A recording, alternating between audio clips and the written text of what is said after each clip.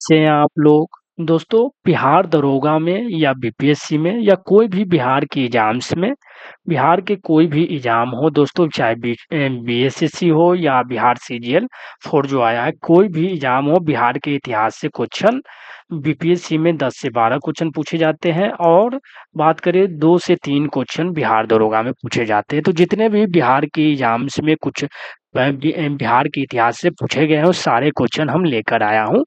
तो वीडियो थोड़ा लंबा हो जाएगा, लास्ट तक ज़रूर देखिएगा। तो अगर चैनल को अभी नया है तो चैनल को सब्सक्राइब कर लीजिएगा, वीडियो को लाइक कर दीजिएगा दोस्तों, क्योंकि हमें मोटिवेशन मिलता है इसी तरह से बनाने में। तो दोस्तों हम पूरा बिहार के इतिहास के बारे में जितने भी क्वेश्चन मोस्ट इम्पोर्टेंट है सारे क्वेश्चन लेकर आया हूँ आप लोगों के लिए। तो चलिए वीडियो को स्टार्ट करते हैं। सबसे पहले पूछा गया है कि 1942 ईस्वी में जयप्रकाश नारायण को किस नगर के जेल में रखा गया था? तो हजारीबाग जेल में रखा गया था। यानी कि जयप्रकाश नारायण को भारत छोड़ो आंदोलन के समय जयप्रकाश नारायण को हजारीबाग सेंट्रल जेल में रखा गया था, जो कि वर्तमान में झारखंड में है दोस्तों। और बात करें कि हजारी दीपावली के दिन इन्होंने जेल से फरार हो गए थे। सिखों के 10वें गुरु गोविंद सिंह का जन्म कहाँ हुआ था? तो पटना में हुआ था दोस्तों। 22 दिसंबर 1666 ईस्वी को हुआ था। बिहार के पटना में हुआ था। इनके पिता का नाम था गुरु तेग बहादुर, जो कि 9वें गुरु थे, और गुरु गोविंद सिंह बात करें कि 10वें गुरु थे। इनकी मृत्यु के बाद गुरु गोविंद सिंह 1675 ईस्वी में यानी कि सिख के 10वें गुरु बने थे, और ये अंतिम गुरु थे। गुरु गोविंद सिंह जो सिख धर्म के अंतिम गुरु थे दोस्तों। इन्होंने खालसा पंथ की स्थापना 1699 में की थी। सबसे अंत में कौन-सी घटना हुई थी? तो बात करें कि चंद्रगुप्त मौर्य के बाद आया था मेगास्थनीज, अशोक के राज्याभिषेक, अशोक की कलिंग विजय, तो सबसे लास्ट में हुए थे अशोक के कलिंग विजय। चंद्रगुप्त मौर्य की राज्याभिषेक 321 ईसा पूर्व में हुआ था। मेगास्थनीज भारत आगमन 305 ईसा पूर्व में हुआ था। तो अशोक का राज्याभिषेक 277 ईसा पूर्व में था। अशोक के कलिंग विजय 261 ईसा पूर्व में था। आजाद दस्ता बिहार में किस आंदोलन के दौरान सक्रिय हुआ था? तो बताइए कि आजाद दस्ता जो था बिहार में किस आंदोलन के दौरान सक्रिय हुआ था? तो देख लीजिए, आजाद दस्ता भारत छोड़ो के समय यानी कि भारत छोड़ो आंदोलन के समय जयप्रकाश नारायण जब इनको जेल से जब जयप्रकाश नारायण रात्रि में दीपावली के दिन फरार हुए, तो इन्होंने आजाद दस्ता का यानी कि गठन किया। इन्होंने आजाद दस्ता नामक संगठन का कार्यकाल खोला, जिसके माध्यम से युवा क्रांतिकारी को प्रशिक्षण दिया जा सके। आजाद दस्ता का जो मुख्य उद्देश्य था यानी कि युद्ध कार्यों में सरकार को बाधा पहुंचाना था और जो सरकार के विरुद्ध तोड़फोड़ करना था।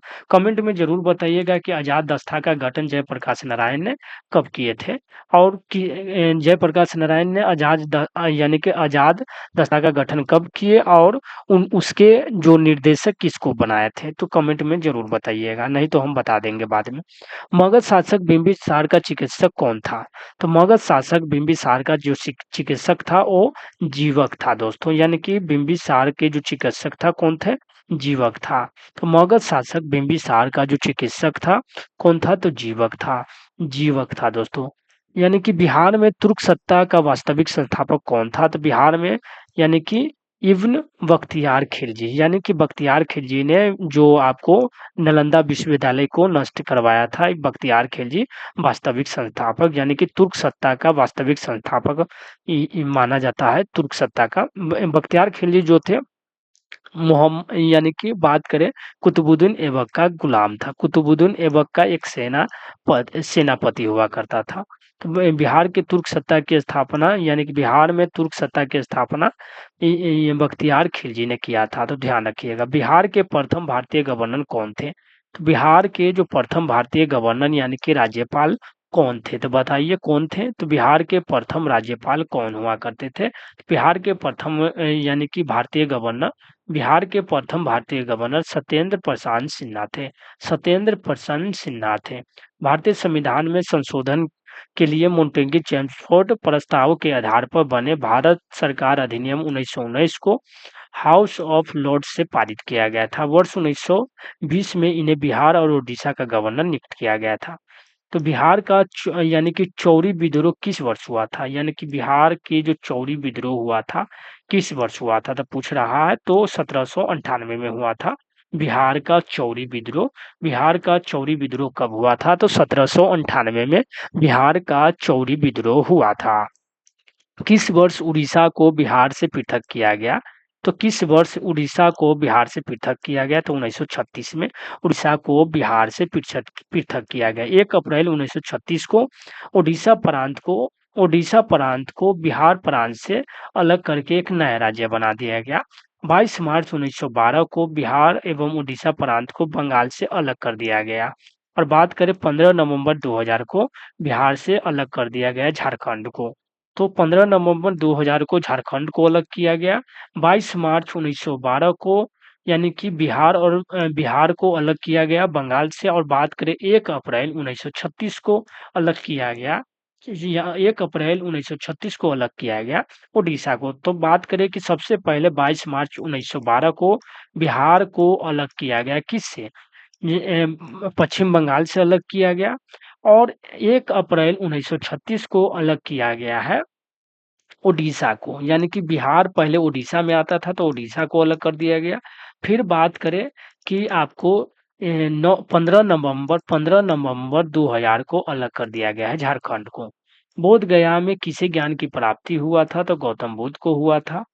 1913 में पटना में अनुशीलन समिति की एक शाखा की स्थापना किसने की थी? तो बताइए, अनुशीलन समिति यानी कि पटना में जो अनुशीलन समिति की एक शाखा की स्थापना किसने की थी? तो अनुशीलन समिति की जो स्थापना की थी 1913 में पटना में अनुशीलन समिति की शाखा की स्थापना सचिंद्र नाथ सैनाल ने की थी। किसने की थी? सचिंद्र नाथ सैनाल ने की थी। इसकी प्रमुख गतिविधि में जगह जगह पर शाखाओं के माध्यम से नौ युवकों को एकत्र करना और उन्हें मानसिक और शारीरिक रूप से शक्तिशाली बनाना था, ताकि अंग्रेजों का डटकर मुकाबला कर सके। तो बात करें कि अनुशीलन समिति, ये क्वेश्चन बार बार पूछे गए हैं। तो 1913 में पटना में सचिंद्र नाथ सन्याल ने अनुशीलन समिति का यानी कि गठन किया था। किसने किया था? सचिंद्र नाथ सन्याल ने अनुशीलन समिति का गठन किया था। ध्यान रखिएगा। बिहार में समाज पार्टी यानी कि बिहार में समाजवादी पार्टी 1931 का गठन किन्होंने किया था? तो बताइए। यानी कि फूलन चंद तिवारी और राजेंद्र प्रसाद, फूलन प्रसाद वर्मा जयप्रकाश, यानी कि बिहार में जो समाजवादी पार्टी की जो स्थापना किए थे 1931 में बिहार में समाजवादी पार्टी का गठन फूलन प्रसाद वर्मा और जयप्रकाश नारायण ने की थी। फूलन प्रसाद वर्मा और जयप्रकाश नारायण ने की थी। ध्यान रखिएगा, फूलन प्रसाद वर्मा और जयप्रकाश नारायण ने की थी। यानी कि मोस्ट इंपोर्टेंट क्वेश्चन बन रहा है। बिहार में समाज पार्टी 1931 का गठन किसने? देखिए 67वीं बीपीएससी प्री में पूछा गया था। 1931 में बिहार में समाजवादी पार्टी का गठन फूलन प्रसाद वर्मा और जयप्रकाश नारायण ने मिलकर किया था। यह पार्टी आराम से ही सरकार द्वारा श्रमिक आंदोलन के विरोध और कृषकों के प्रति अत्याचार और राजनीतिक बंदियों को दुर्व्यवहार के प्रश्नों पर विरोध प्रकट करता था।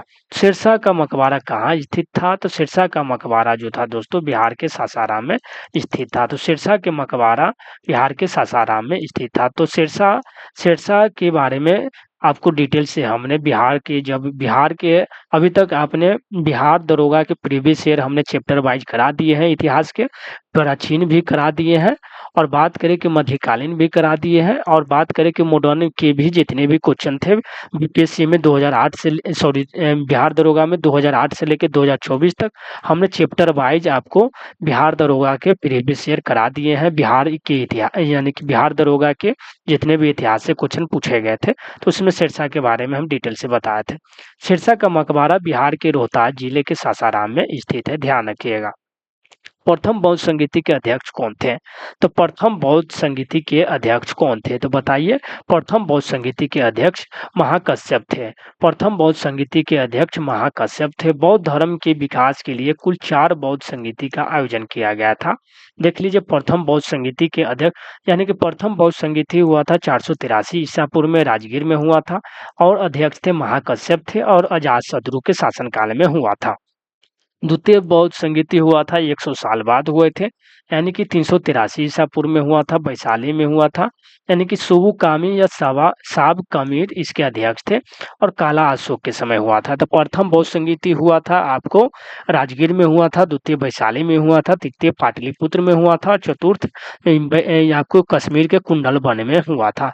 तो इसके अध्यक्ष को ध्यान रखिएगा, प्रथम बौद्ध संगीति के अध्यक्ष महाकश्यप थे, फिर सावक कमीर थे, फिर मोगलीपुत्तिस्म थे। अशोक के समय जो आपको तृतीय बौद्ध संगीति हुआ था उस समय मोगलीपुत्र तिस्म हुआ करते थे। बात करें कि वसुमित्र या अश्वघोष, वसुमित्र अश्वघोष जो उपाध्यक्ष होते थे और वसुमित्र अध्यक्ष हुआ करते थे। कनिष्क के शासन काल में वसुमित्र अध्यक्ष हुआ करते थे और अश्वघोष उपाध्यक्ष होते थे। तो ध्यान रखिएगा, पहले थे अजातशत्रु, फिर काला अशोक, फिर कनिष्क। कनिष्क हुआ था प्रथम ईस्वी में, यानी कि प्रथम ईस्वी में चौथी बौद्ध संगीति हुआ था। पूछेगा कि द्वितीय बौद्ध संगीति तो कालाशोक के समय, तृतीय बौद्ध संगीति अशोक के समय पाटलिपुत्रा में और चौथी बौद्ध संगीति कनिष्क के समय। ध्यान रखिएगा। गांधी जी को चंपारण आने का आमंत्रण किसने दिया था? गांधी जी को चंपारण आने का आमंत्रण राजकुमार शुक्ल ने लखनऊ अधिवेशन में दिया था। देखिए बीपीएससी में 2 बार क्वेश्चन पूछा है। चंपारण के किसान राजकुमार, यानी कि चंपारण के जो किसान थे राजकुमार शुक्ल ने गांधी जी को लखनऊ में भेंट की और उनसे चंपारण आने का आग्रह किया। तो 1917 में गांधी जी का प्रथम सत्याग्रह था चंपारण सत्याग्रह। तो इस यानी कि ईस्वी में 1917 के चंपारण सत्याग्रह से कौन से संबंधित नहीं थे? तो बताइए कौन से संबंधित नहीं थे? जेबी कृपलानी थे, राजकुमार शुक्ल भी थे और राजेंद्र प्रसाद भी थे और राम मनोहर लोहिया नहीं थे। राम मनोहर लोहिया नहीं थे। तो 1917 में चंपारण सत्याग्रह में राम मनोहर लोहिया नहीं थे, लेकिन डॉक्टर राम मनोहर लोहिया का संबंध कांग्रेस सोशलिस्ट पार्टी से था। इन्होंने आजादी के बाद संयुक्त सोशलिस्ट पार्टी का गठन किया था, जिसको व्हील ऑफ हिस्ट्री चौखंबा यानी कि बात करें कि देखिए आप गांधी जी के जो सहयोगी थे कौन कौन थे, मोस्ट इम्पोर्टेंट है, इसी से आपको बार बार क्वेश्चन पूछे जाते हैं। हम राजेंद्र प्रसाद पूछेगा कि चंपारण सत्याग्रह में कौन कौन सहयोगी थे, तो राजेंद्र प्रसाद सहयोगी थे, जेबी कृपलानी भी थे, महादेव देसाई भी थे और मजरूल हक भी थे। और बात करूँ लिए राजकुमार शुक्ल के आमंत्रण पर गांधी जी ने आए थे। तो राजेंद्र प्रसाद, जेबी कृपलानी, महादेव देसाई, मजरूल हक और बात करें कि राजकुमार शुक्ल थे। तो ध्यान रखिएगा, बाद बाकी आपको क्वेश्चन मोस्ट इम्पोर्टेंट क्वेश्चन है। 1857 के विद्रोह के एक नेता कुंवर सिंह किस स्थान से संबंधित थे? तो आपको जगदीशपुर से थे। कुंवर सिंह कहाँ से संबंधित थे? जगदीशपुर से थे। भारत छोड़ो आंदोलन के दौरान इनमें से कौन हजारीबाग जेल से फरार हुए थे? तो हजारीबाग जेल से कौन फरारी हुए थे? जयप्रकाश नारायण ने हजारीबाग जेल से फरार हो गए थे। परंतु कुछ यानी कि देखिए जयप्रकाश नारायण को गिरफ्तार कर लिया गया और हजारीबाग सेंट्रल जेल में रखा गया था भारत छोड़ो आंदोलन के दौरान। भारतीय राष्ट्रीय कांग्रेस 1922 में आयोजित किया गया अधिवेशन अध्यक्ष कौन थे? तो चित्तरंजन दास थे। 1922 में गया। 1912 ईस्वी की बात करें तो 1912 में आपको बांकीपुर में हुआ था, बिहार के बांकीपुर में हुआ था। उस समय यानी कि RN माधोलकर ने किया था अध्यक्षता, और 1922 में जो गया में अधिवेशन हुआ था उसकी अध्यक्षता किया था चित्तरंजन दास ने। देख लीजिए भारतीय राष्ट्रीय कांग्रेस 1922 में आयोजित अधिवेशन की अध्यक्षता चित्तरंजन दास ने किया था। ध्यान रखिएगा। बिहार यानी कि बिहारी छात्र सम्मेलन 16वां अधिवेशन कहाँ हुआ था? तो आपको बात करें हजारीबाग में हुआ था। बिहार स्टूडेंट कॉन्फ्रेंस यानी कि बिहार स्टूडेंट कॉन्फ्रेंस का 16वां अधिवेशन 1921 में हजारीबाग में हुआ था। इस अधिवेशन की अध्यक्षता श्रीमती सरला देवी ने की थी। 1928 में मोतिहारी में बिहारी छात्र सम्मेलन का आयोजन बिहार युवक संघ के प्रोफेसर ज्ञान सहायक के नेतृत्व में हुआ था। तो बिहार स्टूडेंट कॉन्फ्रेंस का 16वां अधिवेशन कहाँ था? बिहार छात्र सम्मेलन का 16वां अधिवेशन हजारीबाग में हुआ था, ध्यान रखिएगा। बिहार के चिरांद नामक पुरास्थल की प्राचीनतम संस्कृति है, कौन है? तो बात करें नवपाषाणकालीन संस्कृति है। यानी कि बिहार के चिरांद जो आपको कहाँ पर स्थित है? तो छपरा के 11 किलोमीटर दक्षिण पूर्व में स्थित चिरांद सारण जिला का सबसे महत्वपूर्ण पुरास्थल है। चिरांद के नवपाषाणकालीन की सबसे प्रमुख विशेषता यहाँ से हड्डियों के औजार पाया जाना है। बाबा ठाकुर दास ने पटना में किस सोसाइटी की स्थापना की थी?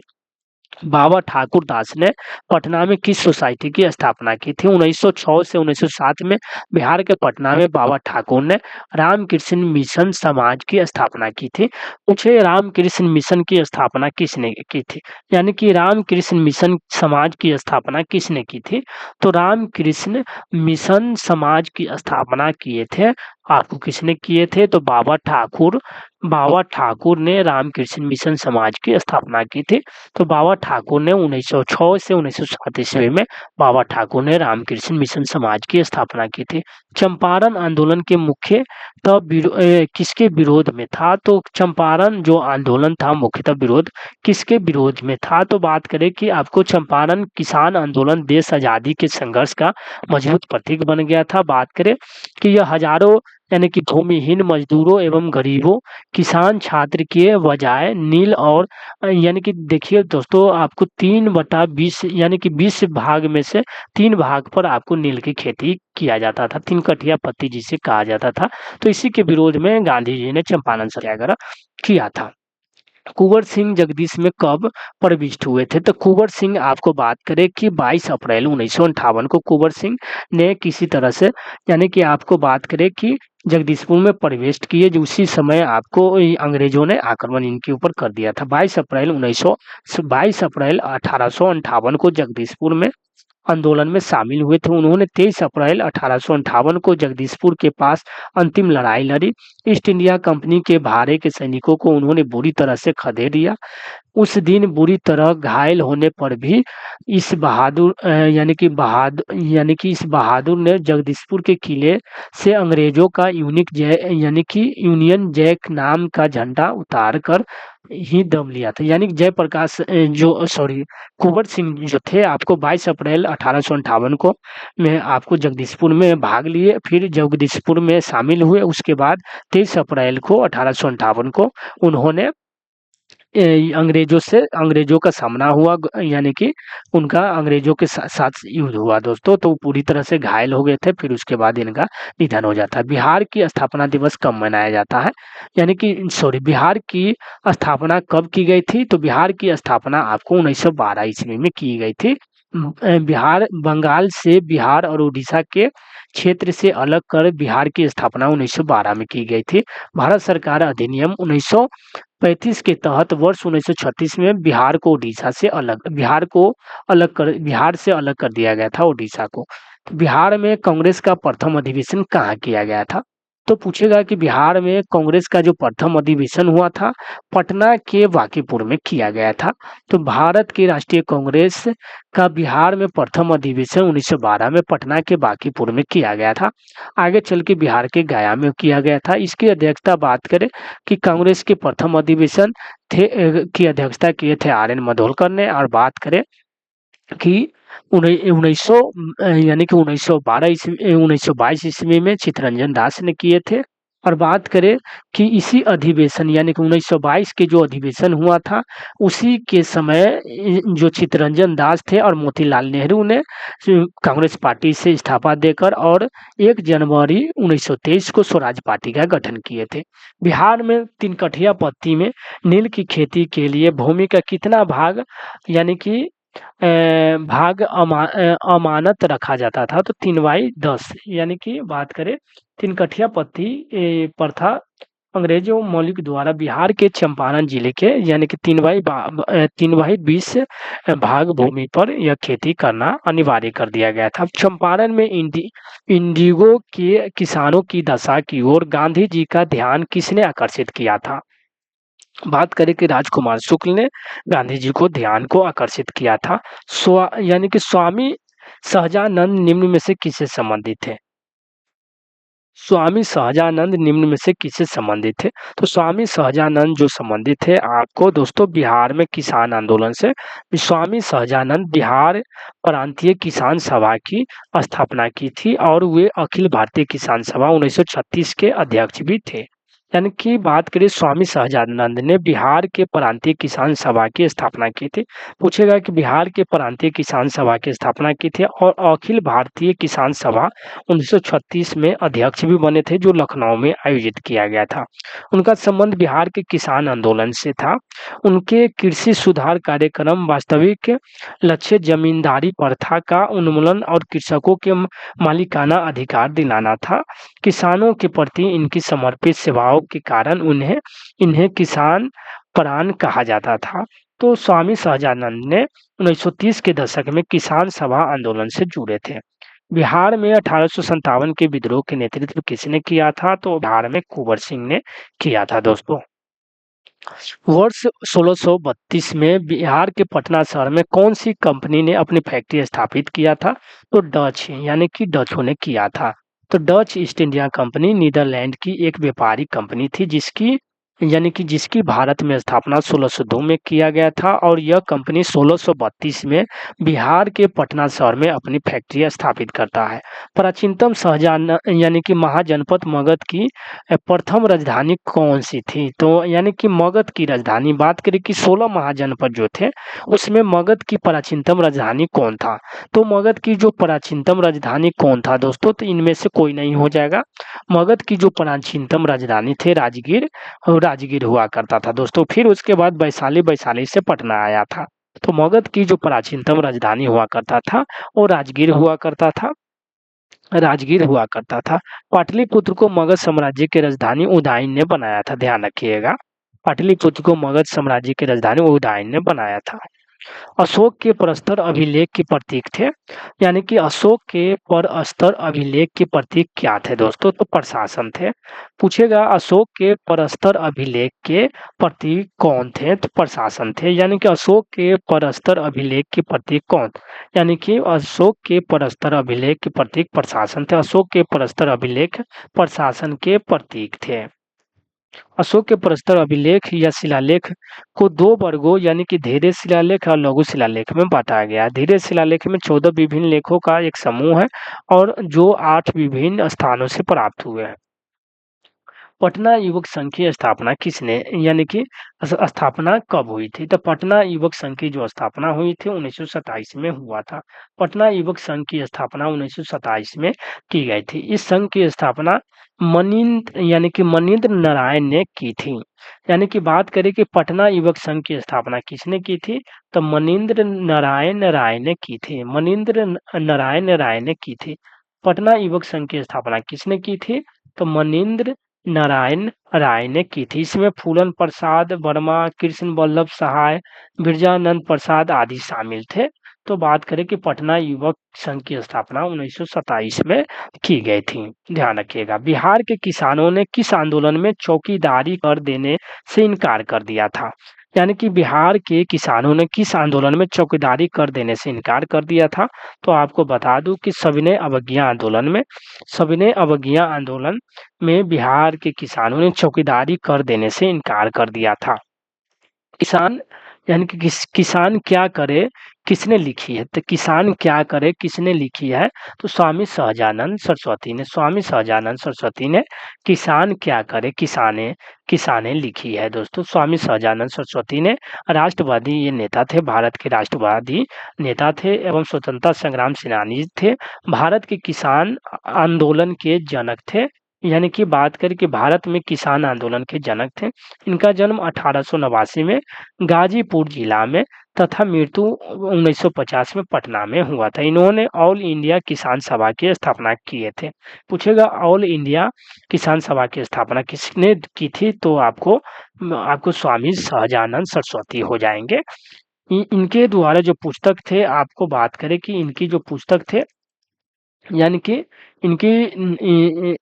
इनके द्वारा लिखित पुस्तक में कर्म कलाप, गीता हृदय, क्रांति और संयुक्त मोर्चा, किसान कैसे लड़ते हैं, किसान क्या करे, किसान कैसे लड़ते हैं और किसान क्या करे और झारखंड के किसान और मेरा जीवन संघर्ष प्रमुख भी इन्हीं का पुस्तक है। तो ध्यान रखिएगा कौन-कौन से पुस्तक है, किस कर्म कलाप, गीता हृदय, क्रांति और संयुक्त मोर्चा, किसान कैसे लड़े, किसान क्या करे, झारखंड के किसान और मेरा जीवन संघर्ष प्रमुख, ये आपको स्वामी सहजानंद सरस्वती का है, ध्यान रखिएगा। भारत की राष्ट्रीय कांग्रेस के 27वें सम्मेलन की अध्यक्षता किसने की थी? तो आर.एन. माडोलकर ने की थी। कहाँ पे किए थे? 1912 ईस्वी में किए थे आर.एन. माडोलकर ने। तो भारतीय राष्ट्रीय कांग्रेस के 27वें सम्मेलन की अध्यक्षता आर.एन. माडोलकर ने की थी। भारतीय राष्ट्रीय कांग्रेस का 27वां सम्मेलन यानी कि बांकीपुर पटना में किया गया था। 1922 में भारतीय राष्ट्रीय कांग्रेस के गया अधिवेशन के अध्यक्ष आपको चित्तरंजन दास थे। भारतीय राष्ट्रीय कांग्रेस के 1916 के लखनऊ अधिवेशन किसने बिहार के नील उगाने वाले का प्रश्न प्रस्तुत किया था? तो राजकुमार शुक्ल ने किया था महात्मा गांधी से। पाटलिपुत्र में बुलाई गई प्रथम जनसंगीति के अध्यक्ष कौन थे? तो आपको यानी कि पाटलिपुत्र में जो आपको अशोक के समय जो बुलाए गए थे वो कौन थे? तो पाटलिपुत्र में बुलाई गई प्रथम जैन संगीति के अध्यक्ष कौन थे? सॉरी, पाटलिपुत्र में यानी कि जैन संगीति के अध्यक्ष पूछ रहा है, तो स्थूलभद्र ने प्रथम जैन संगीति की अध्यक्षता की थी। तो पूछेगा कि प्रथम जैन संगीति की अध्यक्षता किसने की थी? तो स्थूलभद्र ने की थी प्रथम जैन संगीति का। इसका जो आयोजन हुआ था पाटलिपुत्र में हुआ था। इस सभा में जैन धर्म के 12 अंगों का संकलन किया गया था। तो बात करें कि पाटलिपुत्र में जो प्रथम जैन संगीति जो हुआ था उसमें स्थूलभद्र ने अध्यक्षता की थी और बात करें कि 12 अंगों का संकलन किया गया था और किंतु भद्रबाहु के अनुयायियों ने भाग नहीं लिया था। यानी कि इसी सभी में जैन धर्म का विभाजन श्वेतांबर और दिगंबर नामक 2 संप्रदायों में हो गया था। यानी कि प्रथम जैन संगीति हुआ था और उसी में जैन धर्म 2 भागों में विभाजित हो गया था, श्वेतांबर और दिगंबर। स्थूलभद्र के अनुयायी श्वेतांबर कहलाते थे और भद्रबाहु के अनुयायी दिगंबर कहलाते थे। तो स्थूलभद्र के जो अनुयायी हुआ करते थे वो श्वेत वस्त्र धारण करते थे तो श्वेतांबर कहलाते थे और बात करें कि भद्रबाहु के अनुयायी दिगंबर कहलाते थे जो कि नंगा रहते थे। तो किसान यानी किस शासक ने अपनी राजधानी पाटलिपुत्रा में स्थानांतरित की थी? तो किस शासक ने अपनी राजधानी पाटलिपुत्रा में स्थानांतरित की थी? तो उदयन हो जाएगा दोस्तों, ध्यान रखिएगा। बिहार के 1857 के विद्रोह का नेतृत्व किसने किया था? तो आपको कुंवर सिंह हो जाएंगे। असहयोग आंदोलन के दौरान बिहार में कृषकों का नेतृत्व किसने किया था? तो स्वामी विधानंद। असहयोग आंदोलन के दौरान जब पूरे भारत में महात्मा गांधी नेतृत्व कर रहे थे तो आपको बिहार में जो नेतृत्व कर रहा था वो स्वामी विधानंद कर रहे थे। असहयोग आंदोलन में बिहार में कृषकों को नेतृत्व किसने किया था? तो बिहार में कृषकों का नेतृत्व स्वामी विधानंद ने किया था। असहयोग आंदोलन के दौरान स्वामी विधानंद ने बिहार में कृषकों के जमींदारों के खिलाफ आंदोलन किया था। आधुनिक बिहार के निर्माता किसे माना जाता है? आधुनिक बिहार के निर्माता आपको सच्चिदानंद सिन्हा को माना जाता है। सच्चिदानंद सिन्हा को आधुनिक बिहार का निर्माता कहा जाता है। बिहार को बंगाल से पृथक राज्य के रूप में स्थापित करने वाले लोगों में सच्चिदानंद सिन्हा का नाम सर्वोपरि है और इन्होंने जब आपको बंगाल का विभाजन किया गया था तो इन्होंने पटना यानी कि बिहार को अलग करने की सबसे ज़्यादा मांग इन्होंने ही किए थे कि हमको बंगाल से बिहार को अलग कर दो। तो इनका सबसे ज़्यादा योगदान था। बिहार प्रांतीय किसान सभा का गठन किसने किया था? बिहार प्रांतीय स्वामी सहजानंद सरस्वती। किसान सभा अगर कहे तो स्वामी सहजानंद सरस्वती आपको मानना ही होगा। असहयोग आंदोलन की बात करें तो असहयोग आंदोलन का नेतृत्व बिहार में किया था स्वामी विधानंद ने। स्वामी बहुत सारे आता है तो कन्फ्यूजन मत कीजिएगा। कन्फ्यूजन अगर नहीं होइएगा ध्यान रखिएगा। स्वामी सहजानंद सरस्वती ने बिहार प्रांतीय किसान सभा की स्थापना की। बिहार प्रांतीय किसान सभा के प्रथम सचिव श्री कृष्ण सिंह नियुक्त किए थे। इस सभा में निम्नलिखित जमींदारी व्यवस्था को खत्म करना था, भू राजस्व कम करना था और ऋण को यानी कि संस्थागत बनाना था। ध्यान रखिएगा। डच ईस्ट इंडिया कंपनी ने किस वर्ष अपनी फैक्ट्री पटना में स्थापित की थी? 1632 ईस्वी में। बिहार में स्वराज दल का गठन किसने किया था? तो बिहार में स्वराज दल का यानी कि जनवरी 1923 में चित्तरंजन दास और मोतीलाल नेहरू के नेतृत्व में स्वराज पार्टी का गठन किया गया था। तो बिहार में स्वराज दल का गठन किसने किया था? तो बात करें कि श्री कृष्ण सिंह ने किया था। बिहार में स्वराज दल का गठन श्री कृष्ण सिंह ने किया था।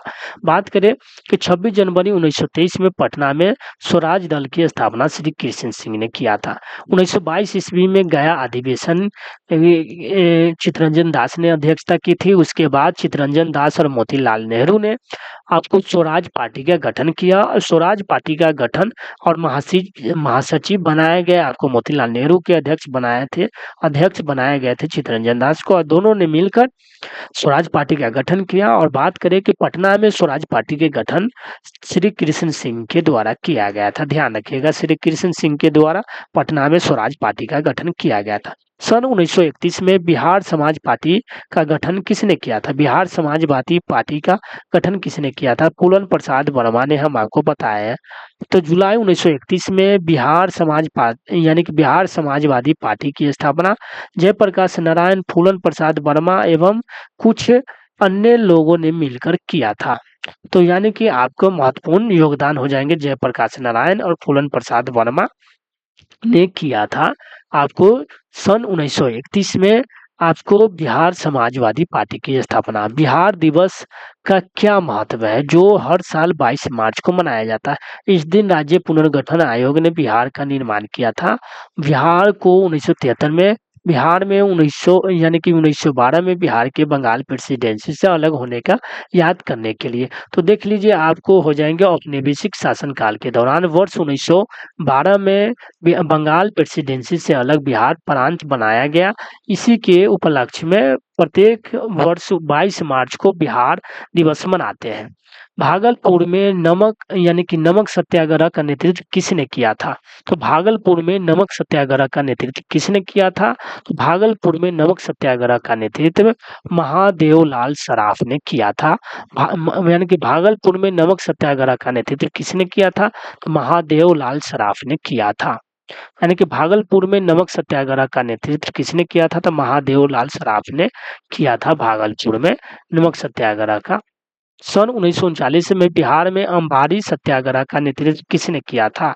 तो सन 1939 में बिहार में अंबारी सत्याग्रह का नेतृत्व किसने किया था?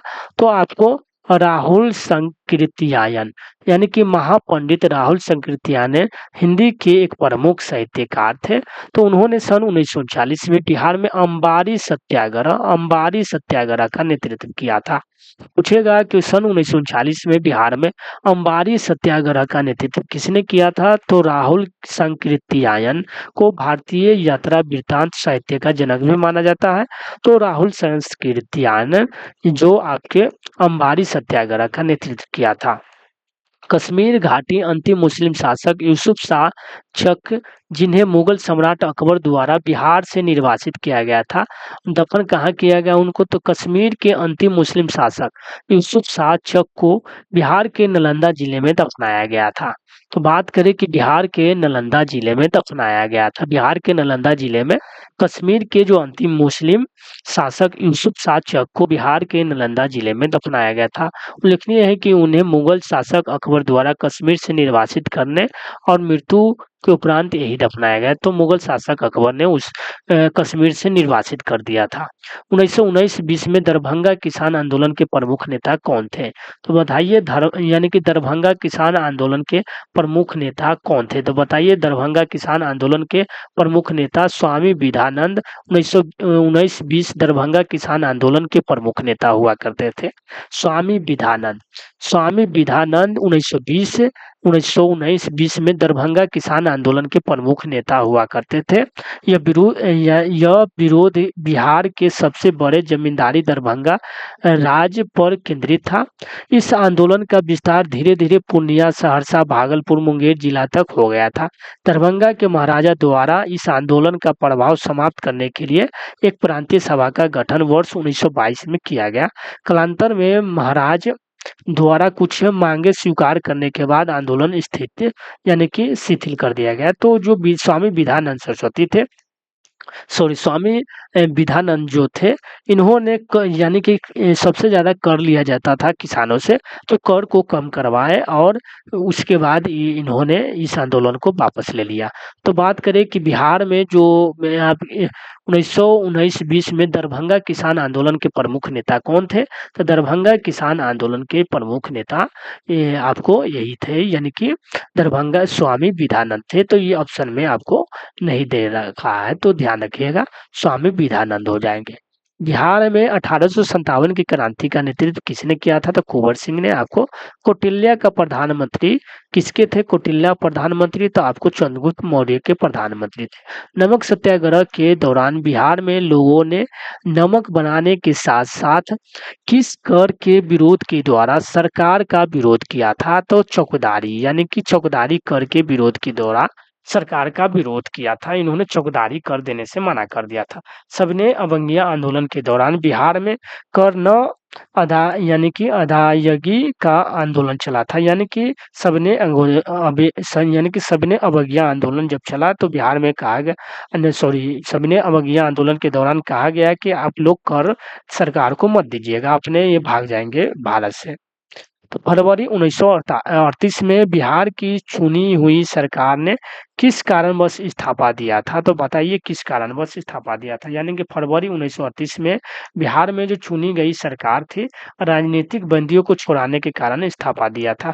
उनका मांग था कि आप जितने भी राजनीतिक यानी कि बंदियों को जितने भी राजनेता थे, आपने उनको गिरफ्तार किया है, तो उन्हें सबसे पहले आप छोड़ दीजिए। जबकि 1939 में द्वितीय विश्व युद्ध आरंभ होने पर तत्कालीन वायसराय लॉर्ड लिनलिथगो ने भारतीय विधानमंडल की सहमति के बिना भारत को युद्ध में शामिल कर लिया तथा देश में यानी कि आपातकाल की घोषणा कर दी गई।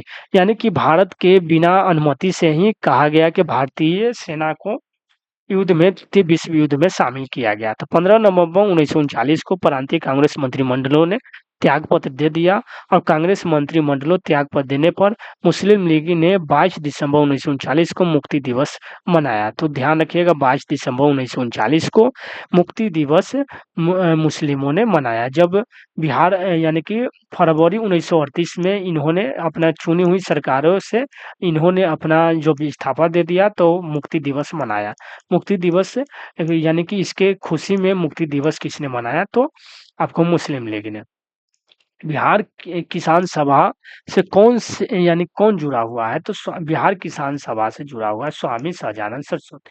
उपयुक्त में से एक से अधिक हो जाएंगे, आपको ये भी हो जाएंगे, ये भी हो जाएंगे, यानी कि सभी आपको किसान सभा से जुड़े हुए थे। तो स्वामी सहजानंद सरस्वती ने 1929 में बिहार किसान सभा का गठन किया।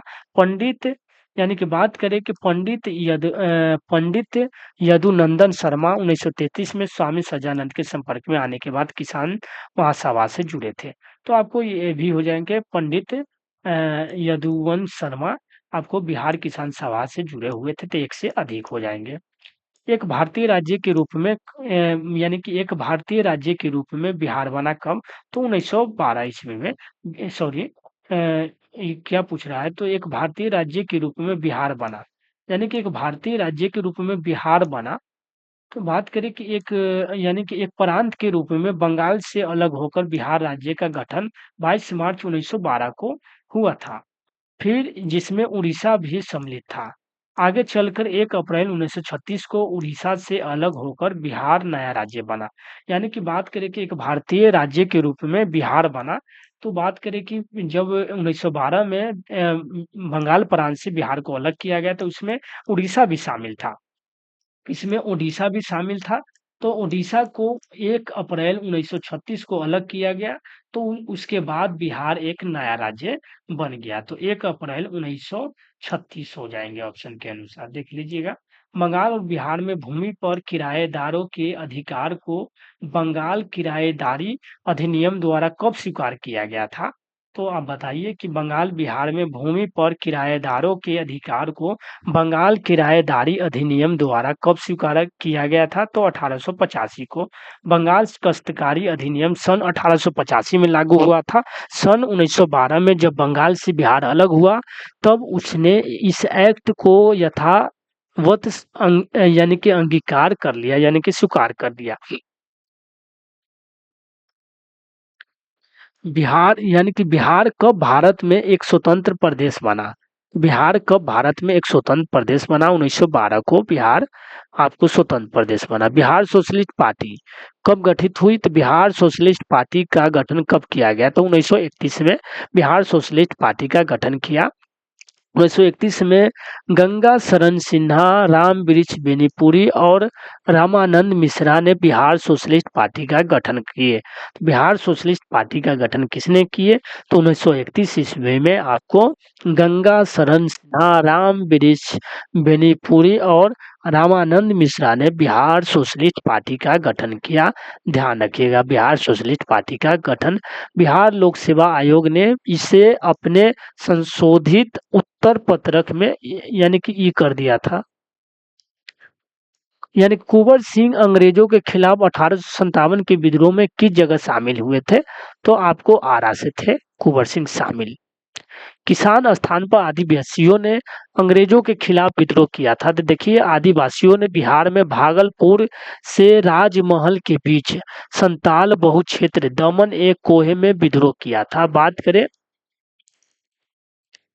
यानी कि बात करें कि आदिवासियों ने बिहार में भागलपुर राजमहल के बीच संताल बहुल क्षेत्र दमन एक कोहे में विद्रोह किया था। इस विद्रोह के नेता सिद्धू और कान्हू नामक दो भाई थे। सिंध ने के जनजातियों ने भी अंग्रेजों के खिलाफ विद्रोह किया था। भील विद्रोह भी यानी कि काठियावाड़ी क्षेत्र में भील विद्रोह हुए थे। तो किसान स्थान पर आदिवासियों ने अंग्रेजों के खिलाफ विद्रोह किया था। तो अंग्रेजों के खिलाफ विद्रोह किया था, उपयुक्त में से एक हो जाएंगे आपको। अंग्रेजों के खिलाफ यहाँ पर भी हुआ था, आपको यहाँ पर भी हुआ था, यहाँ पर यानी कि एक से अधिक हो जाएंगे आपको। यानी कि किसान यानी किस स्थान पर आदिवासियों ने अंग्रेजों के खिलाफ विद्रोह किया था, तो एक से अधिक हो जाएंगे। भगवान बुद्ध के महापरिनिर्वाण के बाद पहली बौद्ध संगीति कहाँ हुई थी? तो पहली बौद्ध संगीति आपको राजगीर में हुई थी। इसका अध्यक्षता महाकश्यप ने किए थे और अजातशत्रु के समय हुआ था पहली बौद्ध संगीति। बिहार में पहला कांग्रेस अधिवेशन आपको पटना के बांकीपुर में 1912 ईस्वी में किया गया था। इसके अध्यक्ष थे आर.एन. माडोलकर। भगवान बुद्ध को ज्ञान की प्राप्ति बोध गया में हुआ था। भगवान बुद्ध को ज्ञान की प्राप्ति भगवान बुद्ध के महापरिनिर्वाण के बाद पहली बौद्ध संगीति कहाँ की गई थी? तो राजगीर में की गई थी। बिहार में बख्तियार खिलजी के हमले का पहला विवरण प्राप्त होता है, किससे प्राप्त होता है? तो तबकात ए नासरी, जिसको लिखा था मिनहाज उस सिराज ने। तो तबकात ए नासरी फारसी इतिहासकार मिनहाज जुद्दीन सिराज द्वारा रचित पुस्तक है। इस पुस्तक में बिहार के नालंदा विश्वविद्यालय पर बख्तियार खिलजी द्वारा हमले का पहला विवरण प्राप्त है। तो आपको बात करें कि बख्तियार खिलजी के हमले का पहला विवरण किससे पता चलता है? तो तबकात ए नासरी से पता चलता है। किससे पता चलता है? तबकात ए नासरी से। गांधी जी के चंपारण पधारने की 100वीं वर्षगांठ 2017 में किस महीने में थी?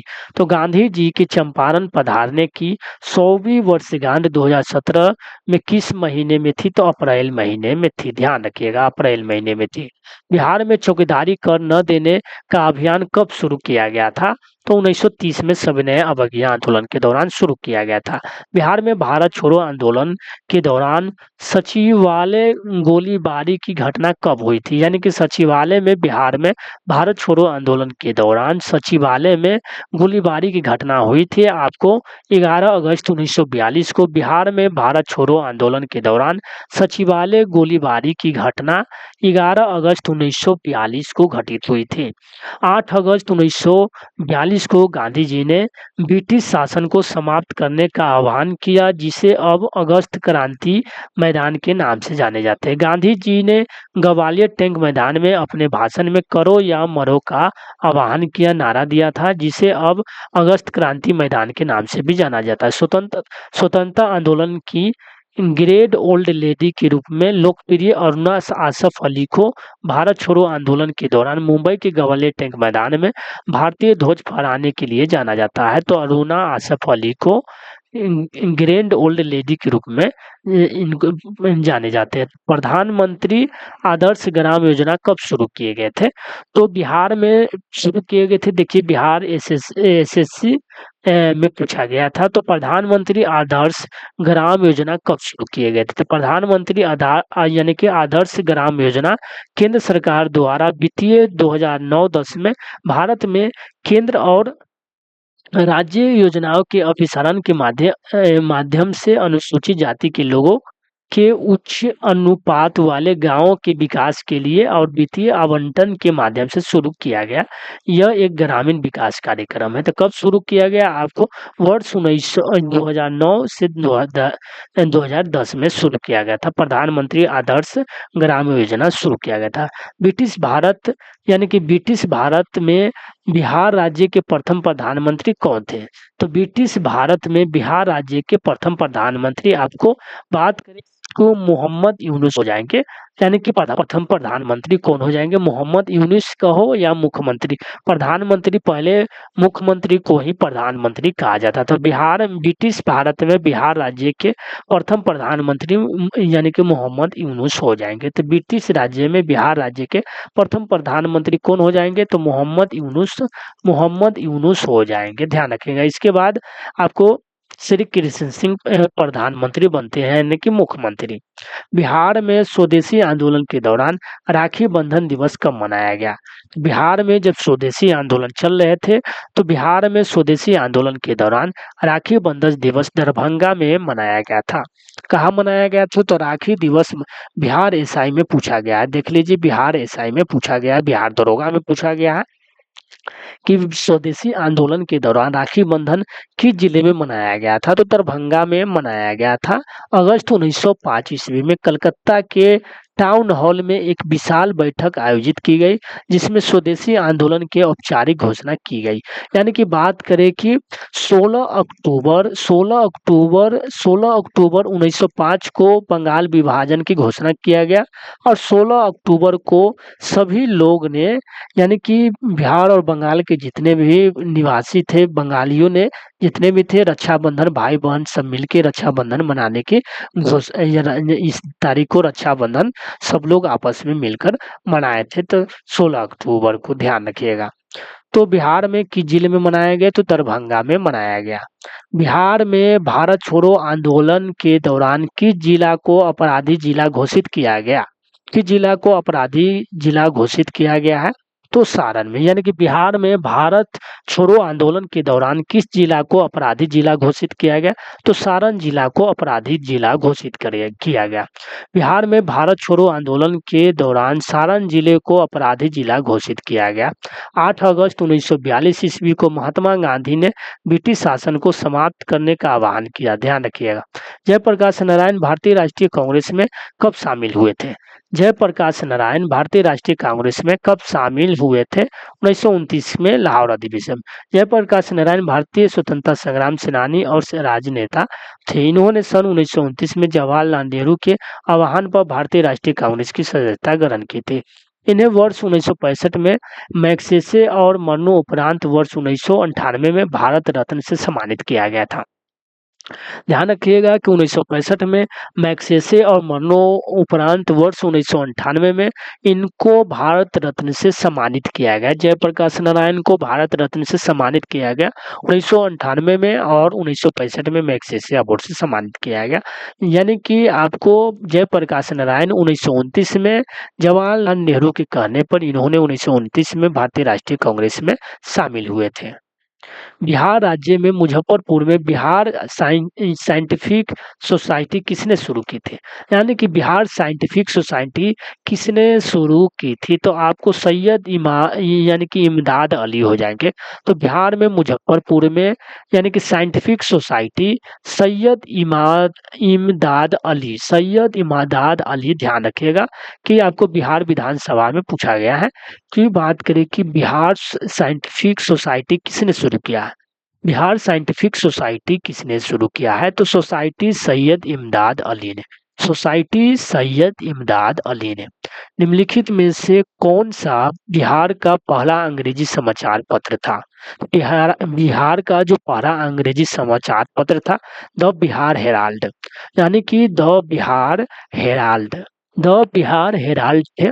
बिहार का जो पहला अंग्रेजी समाचार पत्र था, द बिहार, यानी कि सॉरी द बिहार हेराल्ड हो जाएगा, the Bihar Herald. The Bihar Herald Patna से प्रकाशित होने वाला 141 साल पुराना साप्ताहिक अंग्रेजी अखबार है। जमीन, यानी कि जमीन मालिकों, यानी लैंड ओनर्स एसोसिएशन के जो सदस्य थे गुरु प्रसाद सेन ने 1875 ईस्वी में अखबार को शुरू किया था। यानी कि पूछे गुरु प्रसाद सेन ने इसे शुरू किया था, द बिहार हेराल्ड को। बिहार प्रोविंशियल किसान सभा का गठन कब किया गया? बिहार प्रोविंशियल किसान सभा का गठन कब किया गया? तो 1929 में किया गया। बिहार प्रोविंशियल किसान सभा का गठन कब किया गया? 1929 वर्ष 1929 में सोनपुर में सहजानंद सरस्वती ने बिहार प्रांतीय किसान सभा का गठन किया था। पटना लॉन का गांधी मैदान के रूप में नामकरण कब किया गया? यानी कि पटना लॉन का गांधी मैदान के रूप में नामकरण कब किया गया? यानी कि बात करें कि कब किया गया, तो देख लीजिए, भारत का पहला सिविल, यानी कि नाफरमानी का संघर्ष शुरू करने के बाद बापू की विशाल जनसभा जनवरी 1918 में इसी गांधी मैदान में आयोजित हुई थी। यानी कि 19 जनवरी 1918 में गांधी जी ने गांधी मैदान में आयोजन किया था, तभी से इसका नाम गांधी मैदान पड़ा। आधुनिक पटना की स्थापना 16वीं सदी में शेरशाह सूरी के प्राचीन काल पाटलिपुत्र नगरी के स्थल पर किया गया था। गंगा, सोन, गंडक और पुनपुन नदियों के बीच बसा यह शहर विश्व के प्राचीनतम शहरों में से एक है। पाटलिपुत्र, कुसुमपुर और पुष्पपुर। तो बात करें, आपको हो जाएगा ऑप्शन ई, एक से अधिक हो जाएंगे आपको। तो आज़ादी, यानी कि आज़ादी पटना में 1913 में अनुशीलन समिति की एक शाखा की स्थापना किसने की थी? तो अनुशीलन समिति आपको सचिंद्र नाथ सन्याल हो जाएंगे। आपको सचिंद्र नाथ सन्याल ने 1913 में पटना में अनुशीलन समिति का एक शाखा की स्थापना की थी। तो सचिंद्र नाथ सन्याल ने 1913 में पटना में अनुशीलन समिति की एक शाखा की स्थापना की थी। बंग भंग विरोधी आंदोलन के क्रम में बंगाल के क्रांतिकारी राष्ट्रवाद का प्रसार हुआ था। यानी कि 1922-23 में मुंगेर में किसान सभा का गठन किसने किया था? तो बात करें 1922-23 में मुंगेर, यानी कि आपको हो जाएंगे मोहम्मद जुबैर ने 1922-23 में मुंगेर में किसान सभा का गठन किसने किया था? तो मोहम्मद जुबैर हो जाएंगे, ध्यान रखिएगा। दोस्तों, जितने भी बिहार से पूछे गए हैं, बिहार के इतिहास से सारे क्वेश्चन हम बता दूंगा, आप ध्यान रखिएगा। तो आपको एग्जाम में एक बारी देख लीजिएगा, 2 बारी, तो आपको याद हो जाएंगे सबके सब। 1934 में बनी बिहार सोशलिस्ट पार्टी के सचिव कौन थे? यानी कि 1934 में बनी बिहार सोशलिस्ट पार्टी के सचिव थे जयप्रकाश नारायण थे। सचिव थे बिहार सोशलिस्ट पार्टी की स्थापना 1931 में गंगा शरण सिन्हा, राम वृक्ष बेनीपुरी, रामनंद मिश्रा के द्वारा की गई थी बिहार सोशलिस्ट पार्टी के, लेकिन सचिव बनाया गया जयप्रकाश नारायण को। बिहार के किस वकील ने असहयोग आंदोलन के समय अपनी लाभप्रद वकालत छोड़ दी थी? तो आपको असहयोग आंदोलन के दौरान आपको किसने, राजेंद्र प्रसाद हो जाएंगे। तो बिहार के प्रसिद्ध वकील राजेंद्र प्रसाद ने असहयोग आंदोलन को छोड़ दी थी। 1857 की क्रांति के दौरान बिहार से क्रांतिकारी का नेता कौन था? तो बिहार से क्रांतिकारी का नेता थे आपको कुंवर सिंह थे। असहयोग आंदोलन के दौरान किसने पटना कॉलेज छोड़ा जबकि उसकी परीक्षा के केवल 20 दिन ही बचे थे? तो हो जाएंगे आपको जयप्रकाश नारायण। असहयोग आंदोलन के दौरान किसने पटना कॉलेज छोड़ा जबकि उसकी परीक्षा के केवल 20 दिन ही बचे हुए थे?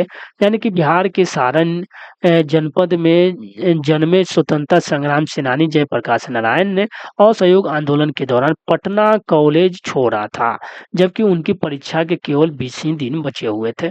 किसने यानी कि यूरोपियन नील बागान मालिकों द्वारा किसानों के शोषण की तरफ गांधी जी का अध्ययन आकर्षित किया? तो राजकुमार शुक्ल ने यानी कि राजकुमार शुक्ल ने आकर्षित किया। बिहार का प्रथम मुस्लिम विजेता कौन थे? तो बिहार के प्रथम मुस्लिम विजेता कौन थे? तो बख्तियार खिलजी हो जाएंगे। नालंदा बिहार के ध्वंस किसने किया था? तो आपको बख्तियार खिलजी हो जाएंगे। ओदंतपुरी शिक्षा केंद्र निम्न में से किस राज्य में अवस्थित है? ओदंतपुरी शिक्षा केंद्र आपको बिहार राज्य में स्थित है। ओदंतपुरी शिक्षा केंद्र। बात करें कि आपको उत्तरी बिहार का प्राचीन नाम क्या है? तो उत्तरी बिहार का प्राचीन नाम वज्जी हुआ करता था। प्राचीन समय में उत्तरी बिहार को वज्जी कहा जाता था जो 16 महान जनपदों का काल था।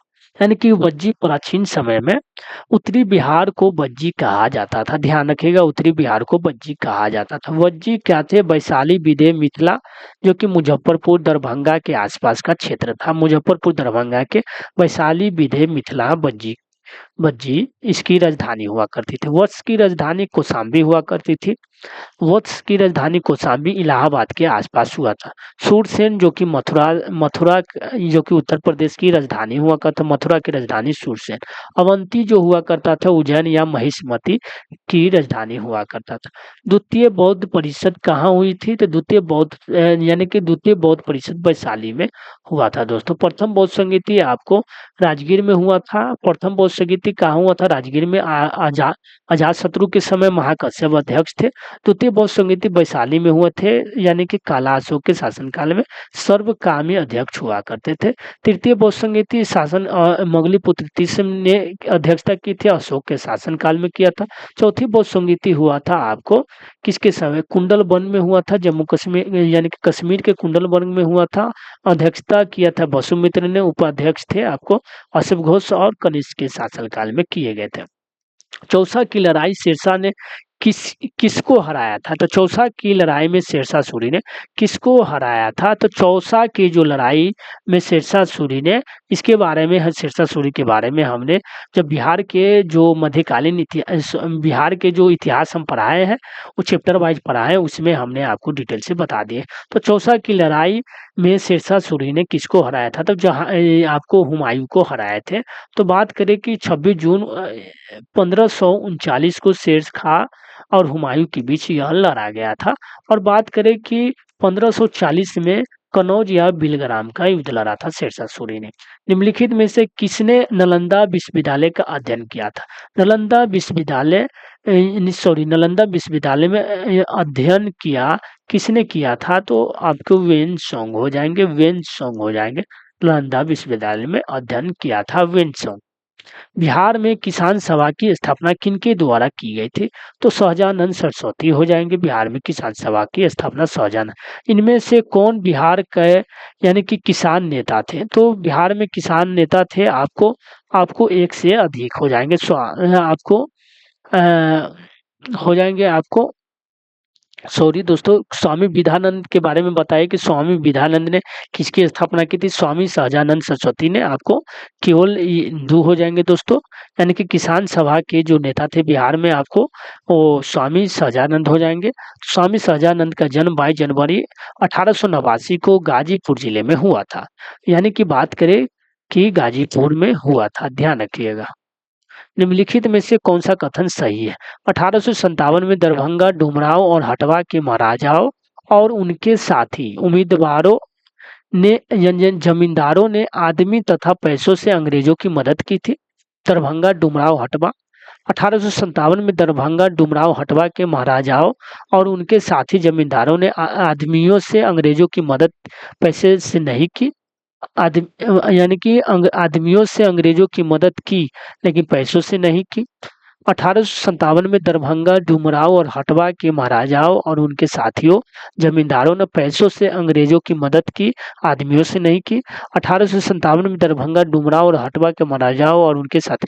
तो दोस्तों आपको 1857 में जो दरभंगा, डुमराव और हटवा के महाराजाओं और उनके जमींदारों ने, यानी कि जो उनके साथी जमींदार थे, आदमियों तथा पैसों से अंग्रेजों की मदद किए थे। यानी कि 1857 के विद्रोह में जो जमींदारी जो भी व्यवस्था था वो जमींदारों को दिया गया था अंग्रेजों के द्वारा, जिससे कि वो किसानों पर शोषण करते थे।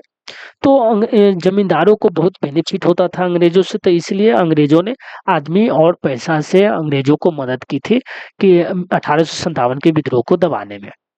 1920-22 के असहयोग आंदोलन के दौरान बिहार में प्रचलित यानी कि प्रचलित मान्यताओं में से एक यह थी कि उनकी जीत होगी, क्योंकि गांधी जी आपको अंग्रेजों को हराने का तरीका गांधी जी को पता था। तो उनको पता था कि इस बार हमारा देश आज़ाद हो जाएगा। तो बिहार के कौन से स्थान में गांधी जी ने अपना प्रथम सत्याग्रह किया था? तो चंपारण में किए थे प्रथम सत्याग्रह। गांधी जी ने किस स्थान पर किए थे? तो चंपारण में किए थे, ध्यान रखिएगा। 1930 में बिहार में किसान आंदोलन का नेतृत्व किसने किया था? तो स्वामी सहजानंद हो जाएगा। कुंवर सिंह का यानी कि कुंवर सिंह राजा थे, आपको कहाँ, जगदीशपुर के हो जाएंगे। किसके प्रयत्नों से बिहार प्रांतीय कांग्रेस का दूसरा अधिवेशन हुआ था? तो किसके प्रयत्नों से हुआ था आपको, यानी कि बिहार प्रांतीय कांग्रेस का दूसरा अधिवेशन किसके प्रयत्नों से हुआ था? तो श्री दीप नारायण सिंह के प्रयत्नों से हुआ था। ध्यान रखिएगा, श्री दीप नारायण सिंह के प्रयत्नों से हुआ था बिहार प्रांतीय किसान का दूसरा अधिवेशन। हजारीबाग में बिहार स्टूडेंट कॉन्फ्रेंस का 16वां अधिवेशन हुआ था। हजारीबाग में बिहार स्टूडेंट कॉन्फ्रेंस का 16वां अधिवेशन कब हुआ था? तो आपको 1921 ईस्वी में, यानी कि 16वां यानी कि बिहारी स्टूडेंट कॉन्फ्रेंस की जो 16वां अधिवेशन हुआ था 1921 में हजारीबाग में हुआ था। और इस बात करें कि तृतीय बौद्ध सभा किस स्थान पर हुई थी? तो तृतीय बौद्ध सभा किस स्थान पर हुई थी? तो तृतीय बौद्ध सभा आपको पाटलिपुत्रा में हुई थी अशोक के शासनकाल में। मगध प्रारंभिक राजधानी कौन थी? मगध की प्रारंभिक राजधानी राजगीर या गिरिवर्ज हुआ करता था। अजात शत्रु किस वंश से थे? तो हर्यक वंश से थे। सम्राट अशोक की राजधानी का नाम क्या था? तो सम्राट अशोक की राजधानी पाटलिपुत्र में हुआ करता था, ध्यान रखिएगा। महात्मा गांधी चंपारण आंदोलन सफल रहा? तो आपको 1917 में चंपारण आंदोलन सफल रहा। बिहार में जमींदारी प्रथा कब समाप्त की गई? तो बिहार में जमींदारी उन्मूलन के सबसे पहले बिहार में जमींदारी उन्मूलन अधिनियम 1950 पारित किया गया था, जिसके माध्यम से भूमि सुधार का प्रयास किया गया।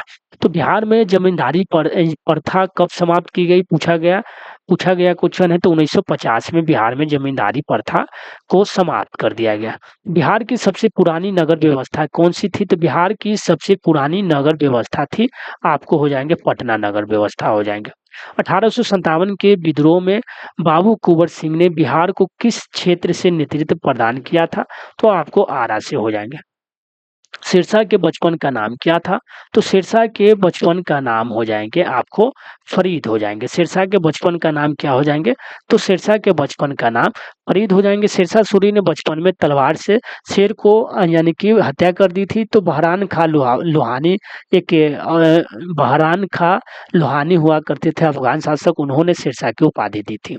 प्राचीन प्राचीन नालंदा विश्वविद्यालय के संस्थापक कौन था? तो प्राचीन नालंदा विश्वविद्यालय के संस्थापक कुमार गुप्त हुआ करते थे।